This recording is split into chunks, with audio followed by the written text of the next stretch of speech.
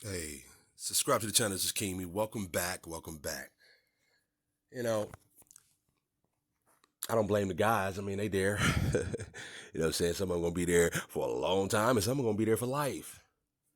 So, they going to try to get some poo-poo or some female type of affection anywhere. But this is where I did a video for. I did it for the women. Like, you know what I'm saying? They just throw their whole, everything away. You know what I'm saying? That's the criminal, the dumb criminal. You're going to throw everything away. Weirdos. Subscribe to the channel. This is King Me. Let's listen to these female prison officers. And let me tell you something right now. This shit is still going on to this day. Trust me. It ain't stopped. In 2014, New York prison guard Nancy Gonzalez was sentenced to a year and a day after getting pregnant by a cop killer she was guarding. 13 sex sessions that we know of. Earlier this year in Oregon, two prison workers, Brett Robinson and Jill Curry, admitted to sneaking an inmate out for sex. Both women now on the other side of prison bars. It's behavior that Jansen says is rampant. Did you ever have a female guard hit on you? No, I never had a female guard hit on me. I had a female nurse hit on me. What did she do? She wrote me a letter stating that she would like to get to know me better. And I'm not going to lie, I wrote her back. Do you think if you had pursued it that it could have turned into something? I do. Yeah. I do. Emerging as stronger job candidates, there are now more women working in the prison system than ever before. Women are more likely to have those educational skills. You have to pass background checks. You can't have a criminal record. And again, that plays in women's favor. Between 2001 and 2007, the number of female corrections officers in male facilities has jumped from 24% to 40%, guarding facilities overcrowded with inmates. I don't think they think of the consequences, whether it's going to last, or I don't even think they think that far down the line. I think they go with their emotions. The problem starts when the relationship turns personal and there's a shift in power, like what allegedly happened to Mitchell, who helped the two convicts escape for 22 days. I understand prisons run on a delicate balance, and having a good relationship between guards and the inmates is important. But there's a line, and when the line is stepped over, then action has to be taken. How easy is it for a prisoner to have sex with a female corrections officer? Oh, it's real easy. Why?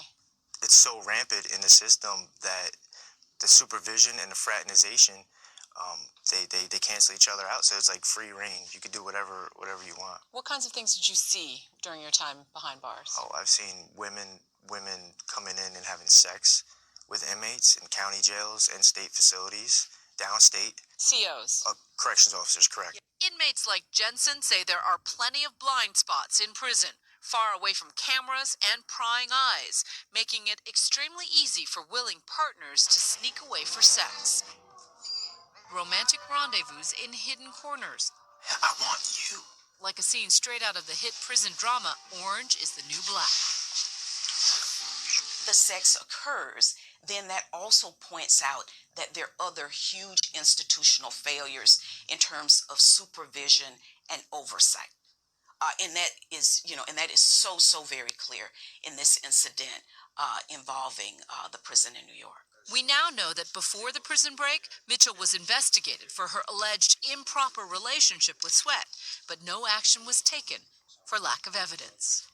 Now she's facing possible prison time, and this week, 12 more staffers have been suspended indefinitely. In every state, all 50 states, sex with someone in custody is a crime. It's like having sex with somebody who's underage. It's a strict liability offense. Why would a woman jeopardize her entire livelihood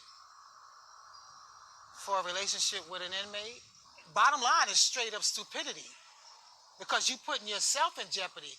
But it's an offense that's rarely brought to the attention of authorities. Why do you think it was never reported, any of the infractions that you saw? If somebody would have reported it, you would have been labeled a snitch. And in that facility, you don't want the snitch label. You would have been stabbed, you would have been cut, you would have been beat up, disfigured, and then you would have been shipped out of that prison. Not worth it. Not worth it at all. With budgetary and staffing constraints, policing sexual misconduct in prisons is a problem with no easy solutions. If they don't change the system, it's going to become worse. And it's about time that somebody does something about it. Everybody's turning a blind eye. It's just a lot of corruption, and the system is very broken. They need to fix it. They need to fix it so maybe these guys coming out won't want to come back in. For Nightline, I'm